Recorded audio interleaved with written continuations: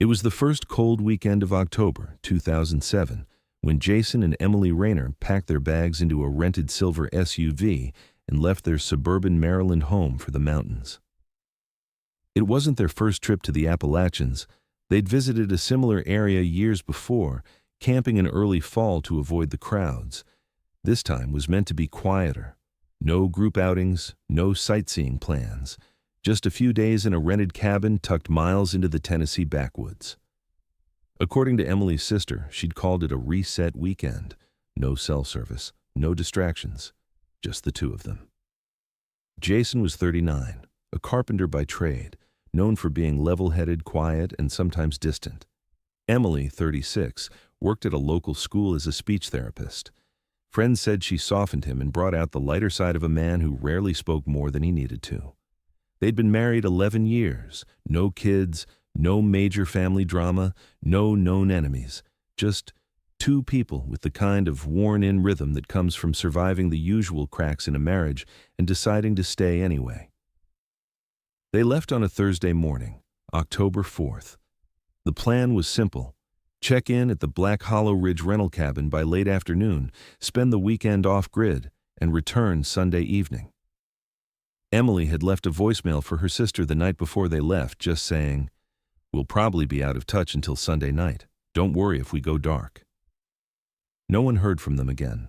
By Monday morning, when Emily hadn't shown up for work, her sister assumed they were delayed. Maybe the mountain roads had iced over. But when Jason also failed to show up at his job site, his foreman called his cell, straight to voicemail. Then he called Emily's number. Same thing. That afternoon, the cabin owner drove up to Black Hollow Ridge himself, irritated. The couple was supposed to check out the day before, and a new rental party was arriving soon. But when he reached the clearing, the cabin was locked. Everything inside looked untouched. The bed was made. The firewood stack is still full.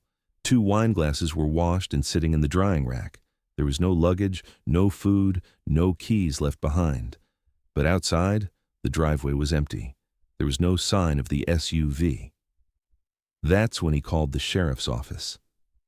Deputies arrived an hour later. No forced entry, no broken windows, no blood, no weapons, no clothing, bags, or signs anyone had stayed overnight. But on the front porch, sitting beside a boot-scraped welcome mat, was a neatly folded map of the Cherokee National Forest. No markings, no tears, no mud. When detectives traced the rental SUV, they discovered it had never been returned. State police put out a bolo for the vehicle, a 2006 silver Chevy Trailblazer with Maryland plates. Nothing turned up. By the end of that week, what began as a simple welfare check had turned into a full-scale search. The surrounding 10-mile radius was scoured by search and rescue. Teams' helicopters swept the tree lines. Cadaver dogs were flown in. Volunteers walked in grids with bright vests and long sticks, calling out the couple's names. Still, nothing. No footprints, no tire tracks, no campsite, not even a single article of clothing. It was as if they'd walked into the woods and never come out. Friends and family were brought in for questioning. There were no signs of suicidal ideation, no known drug use, no abusive behavior. Emily had taken time off for stress earlier that year, but doctors described it as mild and temporary. Jason's financial records were clean. They had no large debts, no unusual bank activity. There were no ransom notes, no threats. The weather the weekend they vanished was damp and cold, but not dangerous. Searchers said the woods were thick but not impassable, and with no cell towers nearby, there was no way to triangulate signals. One ranger made a note in his log, "It's like the forest just swallowed them." By November, the search efforts had quieted. The leads had gone cold. Tips stopped coming in.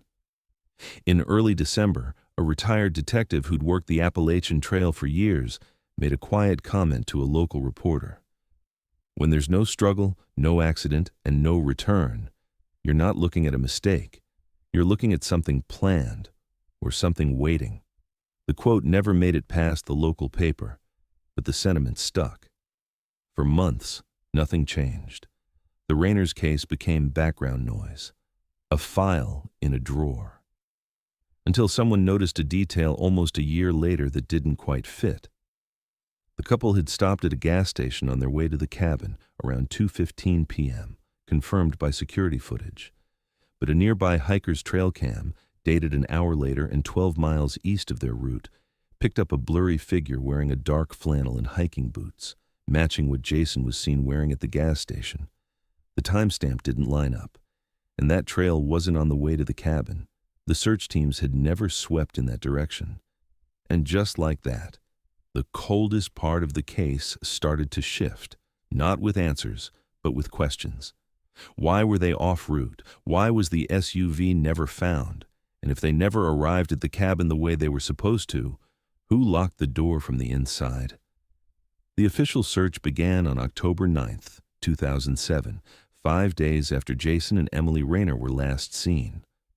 Local deputies had already done their sweep of the cabin and immediate grounds, but when the couple's SUV failed to turn up and no cell activity could be traced, authorities escalated the case.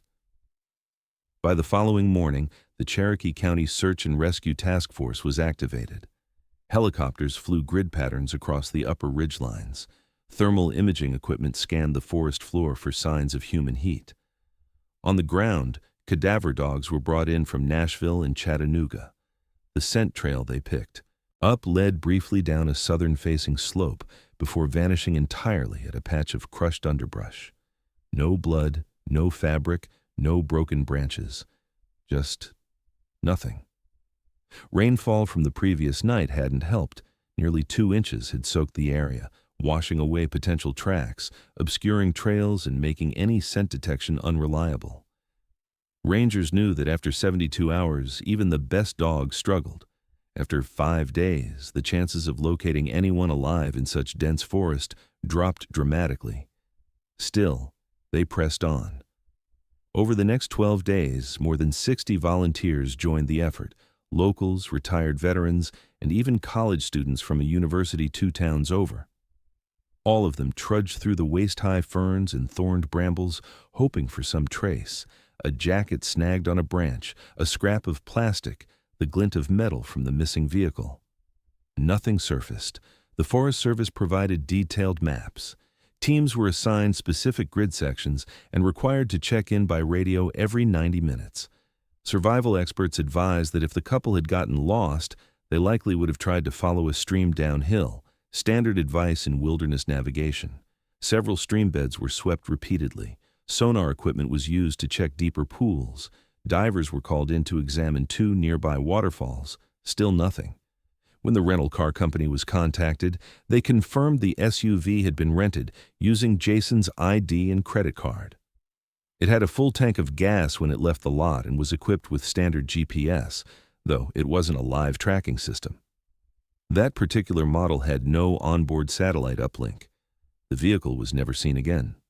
Flyers were posted in every gas station, diner, and hiking trail entrance for a 50-mile radius. Jason's construction co-workers passed them out by hand. Emily's school held a candlelight vigil. Her students made posters that hung for months in the lobby. But behind the scenes, detectives were running out of options. By day 15, the search entered what they called Phase 2, grid reduction. Fewer boots, more data. They brought in a forest ecologist to analyze wildlife migration patterns, hoping to identify zones that might conceal human remains without obvious surface evidence. They found several deer carcasses, a pair of rusted hunting traps, and a collapsed hunter's blind, all abandoned, none relevant. Volunteers started to thin out. By the 4th week, the helicopters stopped flying, and still, no SUV. No one could understand how an entire vehicle could vanish without a trace. Tire tracks should have been visible at some point, or signs of an off-road descent. But in the weeks of aerial and land-based searching, not a single break had come. Local tow companies were questioned in case the SUV had been removed covertly. Waterways were checked for signs of vehicle entry. A few flatbeds were investigated. No matches. Authorities began to consider the eve as unthinkable, that the Rayners had never been in the area long enough to leave tracks. Maybe they'd disappeared before reaching the cabin. Maybe the reservation had been made as a diversion. Maybe someone else had checked in for them. but the cabin owner insisted he'd seen fresh tire marks when he arrived that Monday. That was all he could give them. Word started to spread in nearby towns. People talked about Black Hollow like it had a shadow over it. Stories surfaced, old ones, about hunters going missing and hikers never found. One man at a bar in Tellico Plains claimed he'd seen lights moving through the woods at 3 a.m. during that first search week. Said they were too quiet to be rescue teams. Another woman swore she saw a man matching Jason's description walking barefoot along a ridge trail 3 days after the search began, but she didn't report it until weeks later, unsure if she'd imagined it. Locals called the land cursed. Some said the woods had spirits. Investigators dismissed it all. They looked at topographic maps, data from wildlife cams, and trail logs. They consulted experts in wilderness survival. They interviewed over 50 people, hikers, rangers, rental agents, neighbors, and campers. No one saw the Rayners. No one heard anything. Eventually, the operation was scaled back. The official search was suspended on November 4th. For the families, the silence was unbearable. Emily's sister continued posting on forums and cold case pages, begging for help. Jason's brother drove down to Tennessee every other weekend that winter, walking the trails on his own, marking maps with pins and lines only he understood. By Christmas, the case had fallen out of the news, but one detail remained fixed in the minds of those who were there from the beginning, a detail that no amount of procedure or planning could explain. If Jason and Emily Rayner had gotten lost, the search teams would have found something. If they had died in an accident, the dogs would have picked up a trail. But they didn't, which left one final possibility, the one no one wanted to say out loud, that someone had made them disappear, and that whoever did it knew those woods better than anyone. In the weeks following the failed search, detectives returned to the beginning. If the woods had yielded no trace of Jason and Emily Rayner, then the truth had to be in the timeline, somewhere between the moment they left Maryland and the last known sign of life. Investigators pulled travel records, reviewed traffic cams, scoured GPS logs from nearby commercial trucks, and requested footage from every business along the assumed route. At first, it seemed routine, but buried in those details were cracks, small at first, then unmistakable. The last confirmed sighting came from a gas station off Highway 129 in the town of Robbinsville, October 4th, 2:13 p.m. Jason is seen pumping gas while Emily steps out of the vehicle and throws something away. They're both dressed casually, no sign of distress, no third party visible. The clerk confirmed they bought bottled water and a small bag of trail mix. The receipt backed that up. At 2:17 p.m., they pulled out heading south. From there, the assumption had always been that they followed the winding road up into the forest and reached Black Hollow Ridge by late afternoon. But that assumption never rested on proof. No cameras existed near the remote forest roads. The cabin itself had no surveillance system, and the cabin owner hadn't physically seen the couple, just the tire tracks he claimed were fresh when he arrived the following Monday. Detectives had nothing after 2:17 p.m. until a nature photographer contacted the sheriff's office.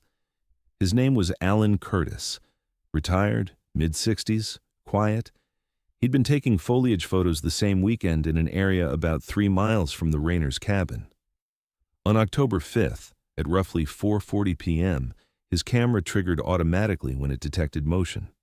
The result was a slightly blurry image, washed in shadows, mostly trees and brush. But toward the left edge of the frame stood a man in a flannel shirt partially obscured, walking away from the lens. Curtis hadn't noticed the figure until reviewing photos later at home. He called it in after seeing a news segment about the disappearance. He wasn't sure it was the same man, but said something about the posture, the way the head tilted down, feeling familiar. Forensics enhanced the image. It wasn't definitive, but it resembled Jason. Same build, similar height, same clothes from the gas station footage. There was just one problem. The photo's timestamp was a full 26 hours after the couple was believed to have arrived at the cabin, which raised an unsettling question. If that was Jason, why was he alone? And why was he walking in the opposite direction of the cabin more than a day after check-in? Detectives considered the possibility that the photo was misdated or that Curtis's camera was set incorrectly, but the rest of his photos aligned perfectly with weather data and sun position. The timestamp was held. So either the couple never made it to the cabin when assumed, or Jason had left, alone, sometime the next day. It didn't make sense, not against what little they had. Then came a tip from someone who lived less than a mile from Black Hollow. A woman in her 50s lived alone, off-grid. She had contacted the sheriff's office once before, during the original search, but her comment had been buried among hundreds of leads. This time, an investigator followed up. What she remembered, she said, had never sat right with her. On the evening of October 4th, between 5 and 6 p.m., she was feeding her dogs when she heard tires crunching gravel. Her property bordered one of the few drivable paths leading toward Black Hollow, and while traffic wasn't unheard of, it was rare. She walked out to the edge of her driveway and saw two vehicles on the road, a silver SUV heading uphill, and behind it, a dark-colored pickup following at a distance. She couldn't make out the plates or drivers, but both vehicles had out-of-state tags. She assumed it was a family convoy renting a cabin, but what caught her attention was something else. About 20 minutes later, only one vehicle came back down. The pickup. The SUV never returned. This meant one of two things. Either the second car belonged to someone else entirely, or someone had been following the Rayners and had left without them. It changed everything. Investigators widened the scope. Rental records were checked again. No cabin near Black Hollow had been rented that week by anyone from out of state aside from Jason and Emily. No one in the area owned a matching truck. Dash cams from commercial rigs were reviewed, but the terrain limited what was available. Rangers were asked if any of their team drove such a vehicle. None did. The dark pickup remained unaccounted for. What troubled detectives most wasn't just the conflicting data points, but how precisely those conflicts undermined the original assumptions. Every piece of the timeline now had a counterpoint, something that raised doubt. Jason and Emily were seen alive together at 2:17 p.m., but a blurry solo sighting the next day.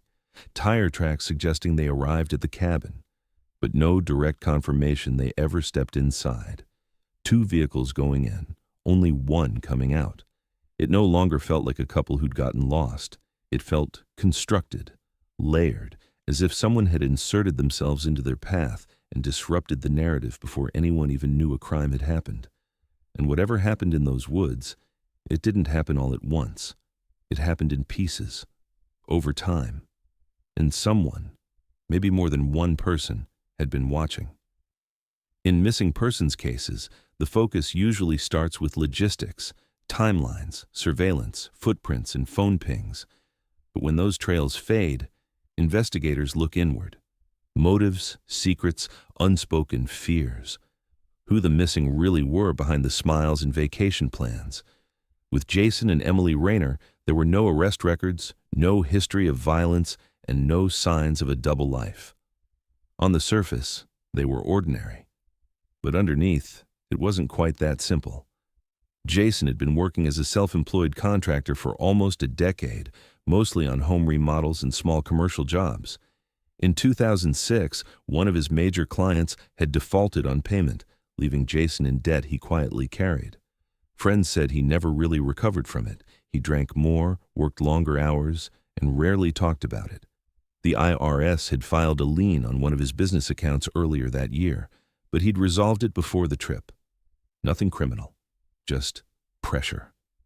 Emily, meanwhile, had her own quiet battles. After 2 miscarriages in 4 years, she'd stepped back from trying to start a family. In early 2007, she'd been prescribed antidepressants for what her doctor called situational depression. She took them for 6 months, then stopped without refilling. Her sister said she didn't want to be numb anymore. She wanted to feel like herself again. But she also admitted that Emily had seemed distant in the weeks before the trip. Tired, a little withdrawn, not angry, just elsewhere. On paper, they were still close. No reported fights, no affair rumors. They shared a joint savings account, left the same emergency contact, vacationed together, filed taxes together. But that level of quiet stability can sometimes cover something slower and deeper: a drift. One of the most troubling discoveries came weeks after the disappearance, when detectives reviewed evidence taken from their home. In the back corner of Emily's closet, inside a suitcase she hadn't used in years, was a plain manila envelope, unlabeled, sealed but not addressed. Inside was a handwritten letter, 3 pages long, dated only March. It wasn't clear whether Jason had ever seen it. In the letter, Emily described feeling like she was losing track of herself.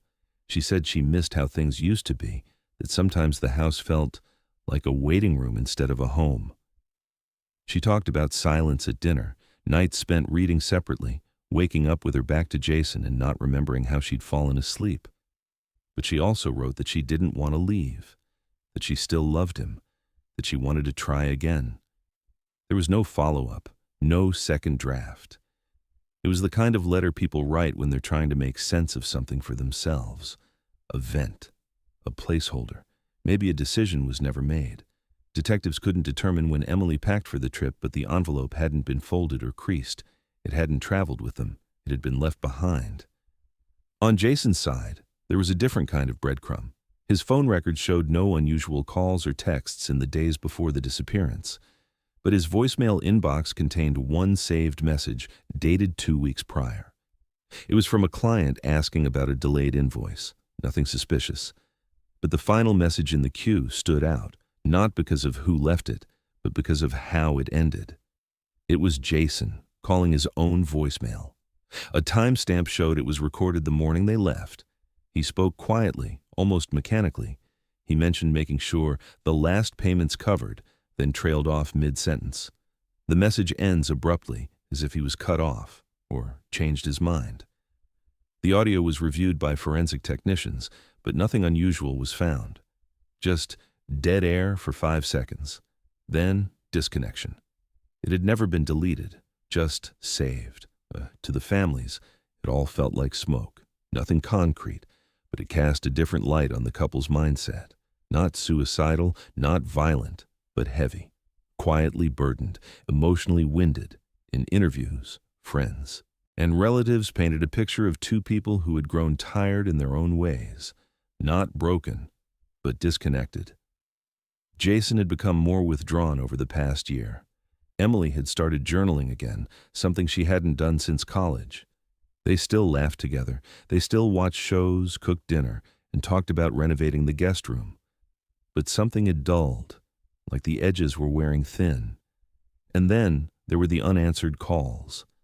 The weekend they disappeared, Emily's sister had tried calling her 3 times, once Friday morning, then again Saturday and Sunday, straight to voicemail. She hadn't been worried at first. They were supposed to be off-grid. But what she remembered later was how unusual that was for Emily. Even on past hiking trips, she always checked in once, a quick, "We're fine," nothing long. But this time, nothing. Jason's brother left 2 voicemails on Sunday night. He joked about the Ravens game and said he was swinging by their place Monday to return a drill. That's when he noticed their mailbox hadn't been emptied. He never heard back. Taken individually, none of it proved anything. But taken together, it raised a question that haunted everyone who knew them. Were Jason and Emily running from something? Or were they just 2 people on the edge of something they hadn't named yet, something they were still trying to fix when it was already too late? And if either of them had changed their mind in those final hours, no one would ever hear them say it. 5 years had passed since Jason and Emily Rayner disappeared. No further evidence, no confirmed sightings, no trace of the rental SUV. The case had drifted into the background like so many others in the region, unsolved, unspoken, unresolved. Until July of 2012, when a man named Wesley Dunn walked into the Graham County Sheriff's Office carrying nothing but a backpack, a water bottle, and a strange memory that wouldn't let him sleep. Dunn, now 44, was a seasonal forestry worker who spent the warmer months trail clearing and mapping erosion paths in the western ranges of the Cherokee National Forest. He was calm when he arrived, polite, a little embarrassed he admitted to waiting so long. He hadn't followed the Rayner case back in 2007. Didn't own a TV, didn't keep up with local news. But he was visiting his sister a few weeks earlier when he'd seen an old missing persons flyer pinned on the wall of a local diner. Something about the names and the date, October 2007, had pulled him in. He told the detective on duty that he had been working alone in that same region in early October of that year, somewhere just south of Black Hollow Ridge. He couldn't recall the exact date, but it was around the same time the Rayners vanished. He'd set up camp near a rock outcropping and was heading back from a water source one evening when he heard someone approaching on the trail behind him. When he turned, a man was already standing there, about 30 feet away, middle-aged, heavy beard, deep-set eyes. What stuck with Dunn wasn't his face, but the mossy green hat he wore, frayed at the brim, almost blending into the trees. The man never gave a name. He never got closer. Just stood there a moment, then said something in a low voice. "Don't sleep here tonight. This is God's woods." Then he turned around and walked into the trees. Dunn didn't see where he went. He said he waited 10 minutes before packing up and hiking out, flashlight in hand, not stopping until he reached his truck. He'd chalked it up to a local eccentric, maybe someone living off-grid, maybe not all there. But seeing that flyer 5 years later, something clicked. He said he remembered the date more clearly because he'd made a credit card purchase for fuel in Tellico Plains the next morning, October 5th, 2007. The location he'd camped? Just under 2 miles from the cabin, the Rayners never checked out. Detectives took down his statement but didn't consider it credible. Too much time had passed, no corroborating evidence, no clear connection, just an eerie anecdote that, by itself, meant nothing. But a month later, a local journalist named Aaron Vaughn, working on a feature about regional disappearances, filed a public records request for archived search reports in the area. When she saw Dunn's statement, she paused. The detail about the mossy green hat felt oddly specific. She started digging. She interviewed hikers, backwoods campers, trail crews, anyone who had spent time in the region in the fall of 2007. Most gave her nothing. But then she found a retired wildlife photographer named Rachel Emery, who had documented birds in the area during that same month. She agreed to speak off the record, then on the record, once Vaughn pressed. Rachel described something she'd buried over the years. She'd been walking a quiet ridgeline at dusk, a heavy telephoto lens slung over her shoulder, when she noticed a figure standing just beyond the clearing. Not moving, just watching. She waved. He didn't wave back. He wore a flannel shirt and a mossy green hat. She remembered the hat because it looked almost camouflaged, unnatural in how natural it appeared. She called out, asking if he was okay. All he said was, "These woods don't forget." She left the trail immediately, got back to her car before dark, told herself it was nothing. But when Vaughn showed her a copy of the Rayner case file, specifically the sighting from Wesley Dunn, Rachel turned pale. She asked if anyone had ever found him. Vaughn said no. Rachel said she didn't think they ever would. Later that same week, Vaughn received an anonymous message through the newspaper's tip line. It was brief. "Check ranger logs from October 2007. Look for unexplained human encounters near the Oak Ridge fire line." She did, and in the field notes from a patrol ranger named Jay Weller, dated October 6th, 2007, there was an entry. It read, "Observed unknown male, approximately 5'11", gray beard, green headwear, standing near a controlled burn line. When hailed, did not respond. Left the area before ID could be made." Reported to the supervisor, 3 sightings. Same month, same area, same hat, same silence. Police reviewed the claims again, but without a name or a crime, they had nowhere to go. Dunn's statement was refiled. Emery's was added. Weller had since retired. Vaughn's story ran in the Sunday paper under the headline, "The Man in the Moss Hat." Locals started calling him that, the man who spoke warnings but left no tracks.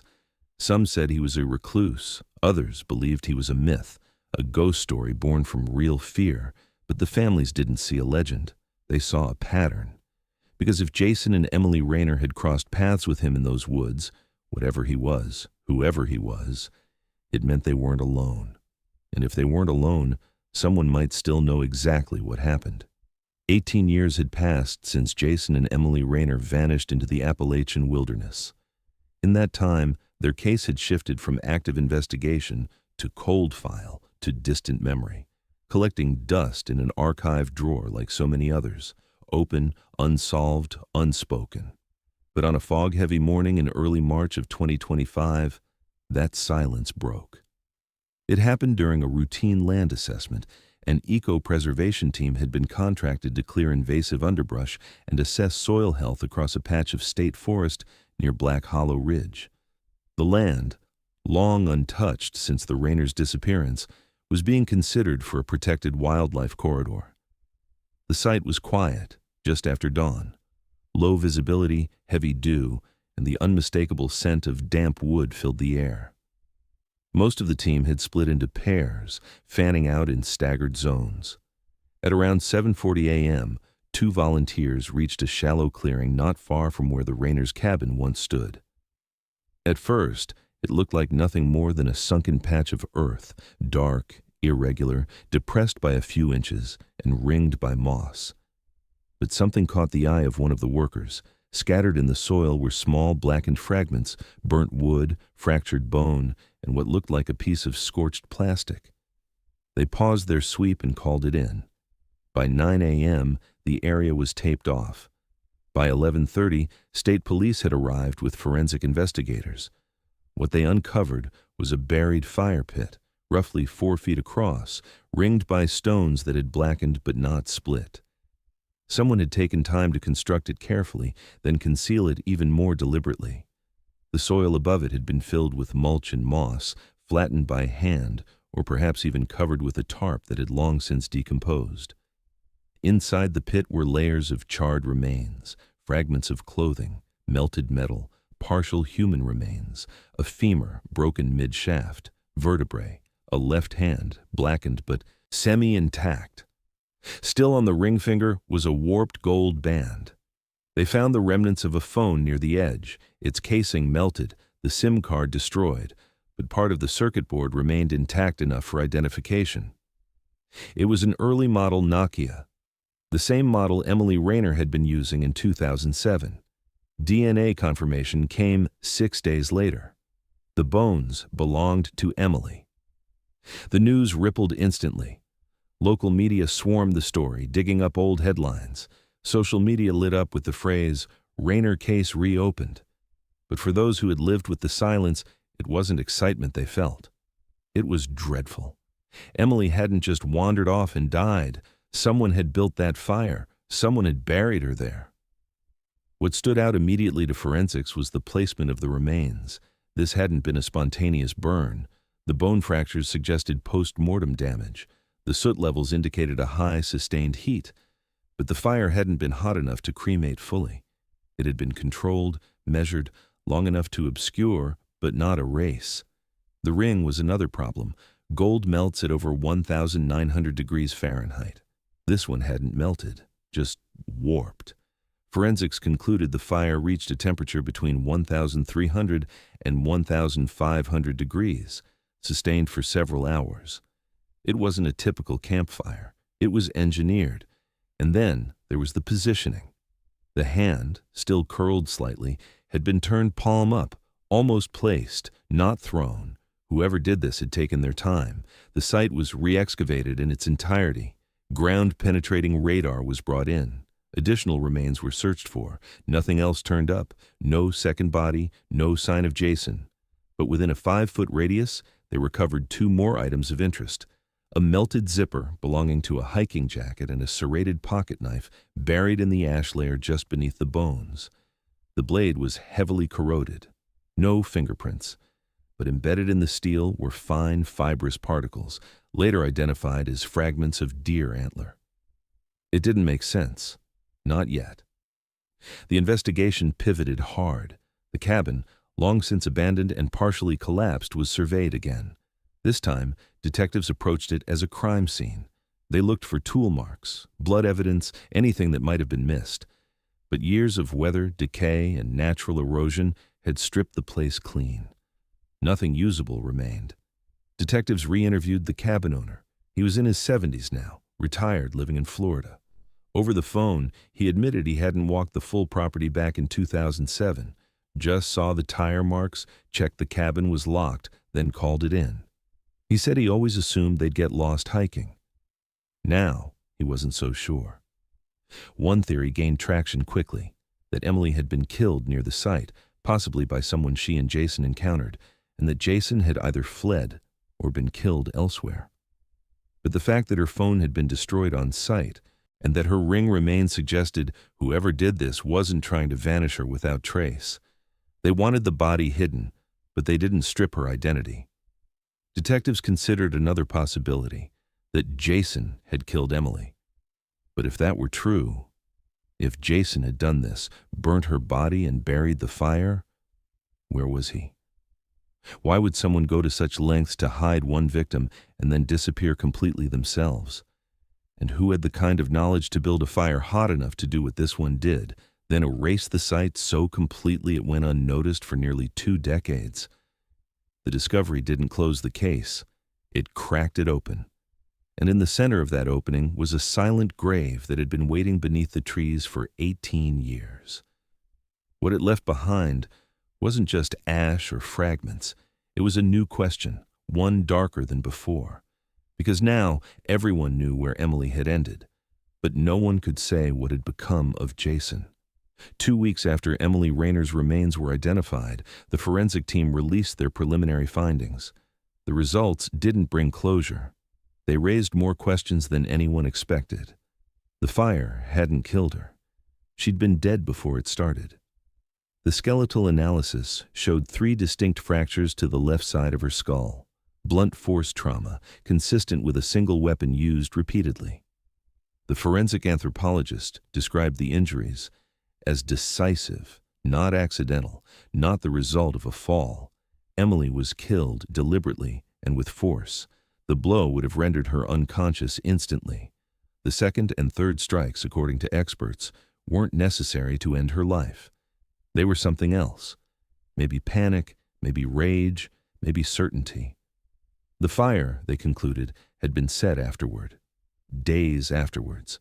They dated the burn window to between October 7th and 10th, 2007, 2 to 5 days after the Rayners were last seen. That narrowed the timeline. Whoever built that fire had stayed in the area. They hadn't just killed her and fled. They lingered, maybe watched, maybe wait. And Jason was still missing. The immediate implication was obvious. If Emily was murdered and Jason had vanished, maybe he was the one who killed her. Maybe he had snapped, covered it up, and disappeared into the forest before anyone knew she was gone. But that theory came with complications.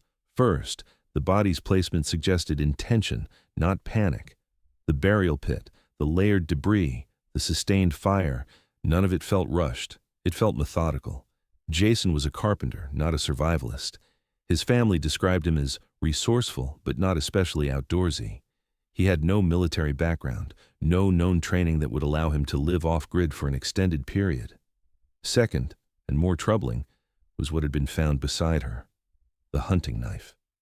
Recovered from beneath the ash, the blade was rusted but mostly intact. There were no fingerprints, no DNA, and no identifiable tool marks on the hilt or sheath. But when the lab ran it through material analysis, something unexpected showed up. Fine particulate matter embedded near the edge of the blade. Bone fragments, consistent with animal origin. But not just any animal. Deer. Specifically, deer antler. The presence of deer antler fibers in a weapon used to kill a human didn't make immediate sense. The working theory was that the blade had been used previously to butcher an animal or handle shed antlers before being used again. But the sequence mattered. Had it been Jason's knife? Had it been in his possession prior to the trip? Or had it been someone else's, someone native to the area, familiar with its terrain, its wildlife, its silence? Detectives checked Jason's known belongings. No matching knife was ever logged in their personal effects or recovered from their home. His brother said Jason never hunted, didn't own firearms, didn't keep survival gear. Emily's sister confirmed that he was uncomfortable even cleaning fish. The knife didn't match him, which meant it likely belonged to someone else. So if Jason didn't kill Emily, where did he go? And why hadn't his body been found? Search teams were redeployed across a wider radius from the fire site. Drones equipped with infrared and LiDAR were flown in. Cadaver dogs reswept previously ignored creeks, cliffs, and hollowed-out thickets. Soil samples were taken to test for decomposition. No trace of a second body, no clothing, no scent, no sign of a struggle. It was as if Jason had vanished completely, either escaping the area undetected or being taken further into it. An alternate theory emerged, that Jason had witnessed Emily's death and, in the panic or trauma that followed, tried to cover it up, possibly under duress. Maybe he'd been forced to help dispose of her body. Maybe he'd been watched. Maybe he was next. But if so, why wouldn't he run the first chance he got? Unless he never had the chance. The fire had burnt longer than necessary to destroy the evidence. Forensics suggested it was maintained and tended to. That meant someone stayed close. Not for hours, days. Investigators started cross-referencing seasonal hunting licenses issued in the county in 2007. Several matched addresses within 20 miles of the site. Most were dead ends, but 2 had expired IDs and post office boxes listed instead of home addresses. Rangers were brought in to review remote trail usage logs from the same year. One name came up in a handwritten entry, signed only with initials, J.R., logging a trail maintenance activity on October 9th. That notebook had never been scanned into the database. It had been sitting in a supply shed, unnoticed for years. Jason Rayner's initials were also J.R., but the handwriting didn't match his. They still don't know who signed that log. By late April, the working profile began to shift. Investigators no longer believed Jason was a fugitive. If he had killed Emily, he likely would have left a trail, bank withdrawals, stolen identity, activity on his social security number. But since the day he vanished, there hadn't been a single verified sign of him. No sightings, no financial footprints, no confirmed communication. It was starting to look like Jason Rayner hadn't run. It was starting to look like he never left the woods. But if that's true, if he died out there after Emily, then who maintained the fire? Who stayed long enough to burn her body, clean the site, and disappear without a trace? And why did they use a knife laced with antler? After months of renewed attention, the investigation into the Rayner case had begun to drift again, settling into that uncomfortable place between progress and paralysis. Emily's body had been found. The fire pit was examined. The timeline is redrawn. But Jason Rayner remained a ghost. There was no conclusive evidence that he was dead, and no proof he was alive. Forensic teams were left standing in a vacuum, and the questions began to shift from who did it to how long he may have lasted out there. And why? In late May 2025, a new lead came by accident. A group of wildlife researchers tracking black bear migration patterns near the southern border of the original search grid stumbled across what looked like an old tree blind. It was partially collapsed, overgrown, and well off any marked trail, roughly 9 miles from the site of the fire pit. Underneath the platform, they found remnants of a tarp, frayed nylon rope, and a small metal tin filled with old fishing line, a flint striker, and several half-melted wax fire starters. The tin had once been bright red, but decades of weather had dulled it to rust. The underside had faint lettering scratched into it, 3 characters, J and E. The initials hit investigators like a jolt.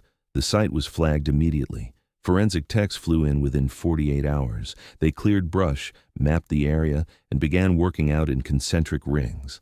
Within 30 feet of the blind, they found the remnants of a small fire ring. Blackened stones, brittle ash, and a broken zipper believed to be from a backpack. But more telling was what they found further east. A single worn leather boot collapsed in the soil, waterlogged and partially buried under fallen leaves. The brand matched the ones Jason had been seen wearing in the gas station surveillance footage from 2007. It wasn't enough for confirmation, but the style, size, and wear pattern all aligned. Inside the lining, investigators found a single blonde hair. Initial mitochondrial DNA testing pointed toward a Rayner family member. Further analysis was pending. The location of the boot and blind contradicted everything search teams had believed back then. That section of the forest had been logged in the 2007 search records as cleared, a visual sweep conducted by 2 teams over the course of a day. But that was 17 years ago at the time. Search efforts were moving fast. Many zones were walked through once, and unless something jumped out, they were checked off. Drones and infrared didn't exist at the level they do now. Most of what was deemed cleared in 2007 wouldn't pass under modern standards. The theory began to shift. Jason didn't run after killing Emily. He may not have killed her at all. He may have stayed, hidden, survived. Maybe not for long, but long enough to try. Retired trackers were brought in to study the terrain between the burn site and the blind. It wasn't an easy route. Rocky, uneven, with limited water sources and frequent predator activity. But there were signs, subtle ones, that the area had been manipulated by human hands, branches cut clean, not snapped, stones placed intentionally, not recent, but not prehistoric either. Time had eroded almost everything, but the ghost of human movement was still there. They found another cache a week later, this time inside a hollowed log near a slope overlooking a dry creek. It held a crumpled can of beef stew, 2 pieces of faded cloth, and a jagged fragment of what appeared to be a cracked cell phone screen. There was no SIM card, no battery, just the plastic shell. It was nearly untraceable, but when tech scanned it, one tiny piece of internal memory remained intact, just enough to confirm the device model. It matched the one Jason had purchased in 2006. These weren't just clues, they were echoes, traces of someone moving carefully, quietly, and possibly under fear. But the most unsettling discovery came not from what was found, but when. A side-by-side comparison of search zone timestamps revealed something strange. The fire pit where Emily had been found was dated to around October 8, 2007. The area where the blind was found, that was originally swept by search teams on October 10th. If Jason built that blind, then he did it after the fire, and he did it after search teams had already been nearby, which meant either the search passed right by him, or he came later, maybe days later, maybe weeks. The implications were chilling, that Jason had witnessed something, survived the aftermath, and attempted to live, possibly while knowing Emily was already gone. He may have believed the fire had erased everything, that no one was coming, that the safest thing to do was wait, hide, and avoid detection entirely. But that raised a deeper question. Who would he be hiding from? Authorities re-examined the sighting of the Moss Hat Man, the 2012 witness report, the trail log with initials that didn't match Jason's handwriting. All of it began to fit together, not neatly, not perfectly, but uncomfortably. Because if Jason had survived for any length of time, then something or someone was out there longer than anyone realized. And the fact that no remains of Jason have ever been found doesn't just suggest he got lost again. It suggests he was never meant to be found. In August of 2025, the investigation took another turn, one no one expected, and few knew how to interpret. It began not with new evidence, but with an audit. As part of the renewed focus on the Rayner case, state investigators had begun reviewing public records tied to cabins, hunting leases, and short-term rentals within a 15-mile radius of the original disappearance site. It was a long shot. Most believed that if Jason had survived, he'd either have died later in the forest or made it out undetected. But a line item buried in an old digital ledger raised an eyebrow. A single-night cabin rental in November of 2014, paid in cash, no online footprint, but under the name R. Rayner. The system flagged it for proximity and surname, but what got detectives' attention was the information used to check in. A handwritten form was submitted to the front desk of a small, privately owned cabin property near the base of Red Fern Ridge, just 12 miles south of where Jason and Emily were believed to have vanished. The renter listed a home address in Maryland and used a phone number that, at first glance, seemed inactive. But when traced, the number matched an old landline Jason Rayner had used before switching to a cell phone in 2005. The form included a driver's license number. It had been manually written, not scanned, not verified. That license number belonged to Jason Rayner. But Jason's license had been flagged as invalid since 2008. Officially, he was still missing. The ID should have raised red flags. It didn't. The property owners, a retired couple in their 60s, claimed they didn't remember anything about the guest. No photo ID had been taken.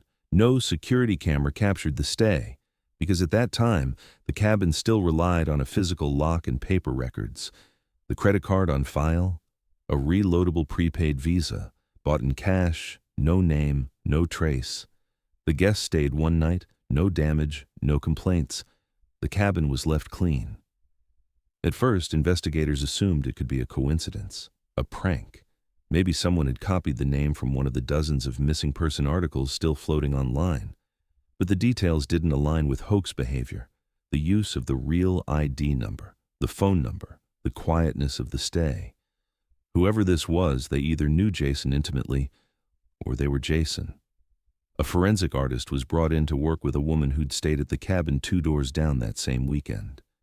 She remembered a man arriving late in the evening.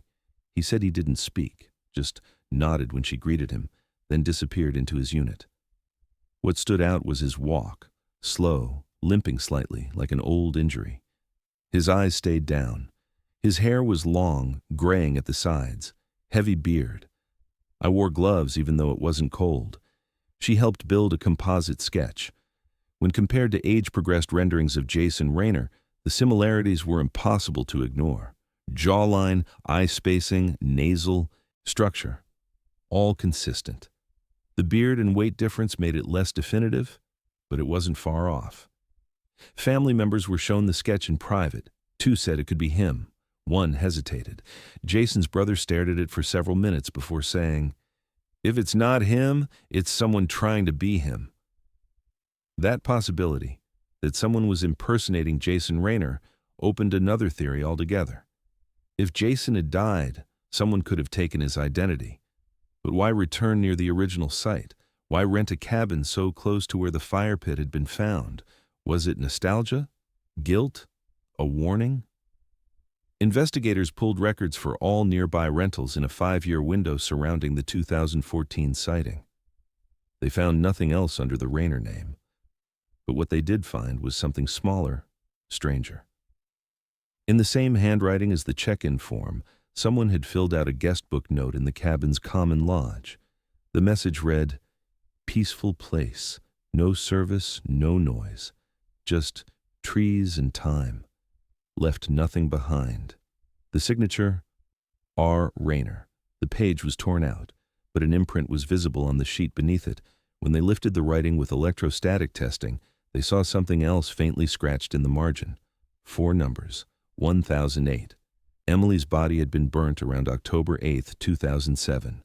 Investigators debated the meaning. Was it an admission? A marker? A taunt? The psychological profile shifted again. If Jason had survived, if he had managed to live undetected for nearly 2 decades, why come back? And why leave breadcrumbs now? Unless he wasn't alone. Unless he had never been alone. The R in R. Rayner became a fixation. Jason's middle name was Thomas. Emily's was Rose. Has someone taken her name, not his?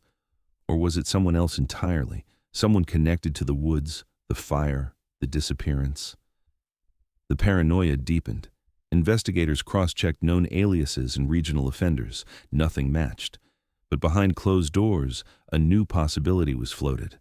That whoever killed Emily, and possibly Jason, wasn't just watching the investigation unfold.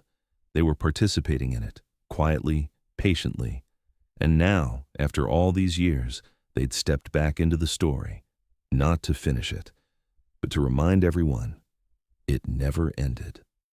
3 months after the rediscovery of the fire pit where Emily Rayner's remains had been found, forensic crews returned to the site for a final excavation.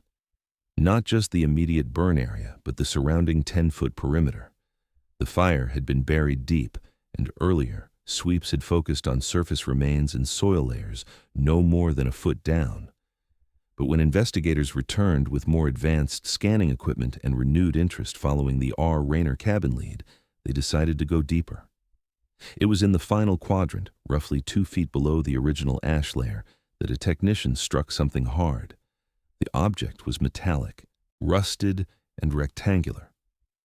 At first glance, it resembled an old lunchbox or storage container, buried long enough that the surrounding soil had fused around it. But once it was pried loose and cleaned, they realized what it really was: a steel military-grade ammunition canister, the kind often used by hikers or survivalists to store supplies in wet conditions. The lid was corroded, but sealed tight. Inside were 3 items. The first was a plastic sandwich bag containing several undeveloped film rolls and 1 loose strip of negatives. The second was a small, waterlogged notebook, mostly illegible except for a few smudged lines. The third, and the one that changed everything, was a bundle of Polaroid photographs, still intact, preserved in another sealed freezer bag. There were 8 images. 2 showed Jason and Emily standing together in a wooded clearing, their faces sun-washed, eyes wide. It was the same couple from every missing poster, every news broadcast from 2007. But they looked different, older. Jason's beard was longer, Emily's hair was tied back and messy, as if unwashed. One photo in particular stopped investigators cold. Emily was sitting against a tree, her cheek bruised and her arm wrapped in what looked like a torn t-shirt. She wasn't smiling, her eyes were red, but she was alive, and it was her. Another showed Jason kneeling by a small fire ring. He was looking down, not at the camera. His face was partially obscured by shadow, but his posture was unmistakable. He looked thin, pale, like he hadn't seen the sun in weeks. The background of the photo was immediately familiar to those who'd worked the case. It was the clearing where Emily's remains had been found, but the trees were different, thinner, less growth. The timestamp on the back was handwritten in faded blue ink, November 6th, 2009. 2 years after they were declared missing. 2 years after the last search party left the woods. 2 years after everyone had stopped looking. Other photos showed blurry landscapes, a makeshift shelter, what looked like a crude animal trap. In one frame, a figure stood near the edge of the clearing, mostly obscured by distance. Not Jason, not Emily. Larger build, wearing what appeared to be a long coat or cloak. When the photo was digitally enhanced, nothing more could be determined. But what haunted investigators was that it had been taken from a low angle, as if the camera had been placed on the ground and triggered remotely.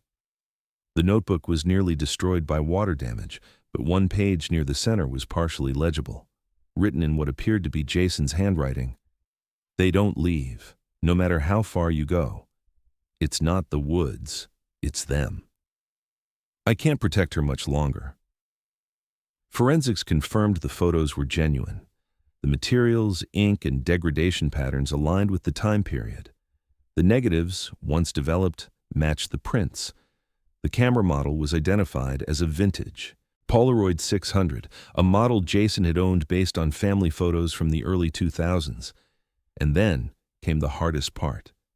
Every photo was run through facial recognition software, every angle reviewed, every detail cataloged: the bruises on Emily, the state of Jason's clothing, the changes in the trees. It all pointed to one horrifying conclusion. Jason and Emily had survived whatever happened in those first days. They had stayed alive in the forest, together, for months, maybe years. But under what circumstances, no one could explain. Had they been held, monitored, hunted? Why hadn't they come out? Why hadn't they called for help? Why were they still there in 2009, only miles from where they'd vanished? And most chilling of all, who took the photo with Jason by the fire? There was no tripod visible, no shadow of a person holding a camera. The angle didn't match a self-timed shot. Someone had been watching. Someone had been close enough to photograph them. And someone buried that canister deep beneath the fire pit where Emily's burnt body would eventually be found. If Jason was the one who buried it, he left no message, no coordinates, no explanation, just images, fragments, proof of something that no longer made sense. If someone else buried it, then the implications were far worse. Because the last photo, the one dated November 2009, was the final trace of either of them ever seen. No bank activity, no social security hits, no additional sightings, just silence. The canister changed the status of the case, but not the outcome. The file remained open, unresolved.